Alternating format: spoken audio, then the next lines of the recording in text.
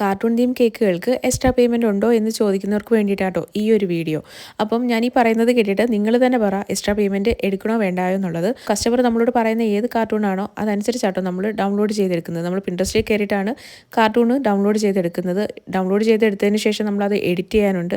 Edit ചെയ്തിട്ടാട്ടോ നമ്മൾ print എടുക്കാൻ പോകുന്നത്. പ്രിൻ്റ് എടുക്കാൻ ഞാൻ പോകുന്നത് അടൂരാണ്. അപ്പോൾ നമ്മൾ ഇവിടുന്ന് അവിടം വരെ പോകുന്ന എക്സ്പെൻസ് ഉണ്ട്. മിക്കപ്പോഴും നമ്മുടെ കയ്യിലുള്ള പ്രിൻ്റ് ഞാൻ ഒരുപാട് പ്രിൻ്റ് അങ്ങനെ എടുത്ത് വെക്കാറില്ല. അപ്പം മിക്കപ്പോഴും നമ്മുടെ കയ്യിൽ പ്രിൻ്റ് കാണില്ല. അപ്പോൾ ഓരോ കസ്റ്റമർ പറയുന്നതിനനുസരിച്ചാണ് ഓരോ പ്രിൻറ്റും എടുക്കാൻ പോകുന്നത്.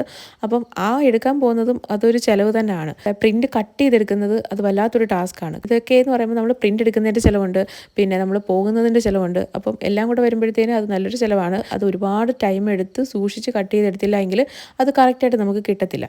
അപ്പോൾ അതുകൊണ്ട് തന്നെ ഒരുപാട് ടൈം എടുത്തിട്ടാണ് അത് കട്ട് ചെയ്യാറ്. ഞാൻ കാർട്ടൂൺ തീം വരുമ്പോൾ 100 ആണ് കേട്ടോ എക്സ്ട്രാ ചാർജ് ചെയ്യാറ്. അത് കൂടുതലാണോ അല്ലയോ എന്നുള്ളത് നിങ്ങൾ തന്നെ പറയാം കേട്ടോ. അപ്പോൾ ഈ കേക്കിന് എനിക്ക് ഓർഡർ തന്നത് ആര്യായിരുന്നു.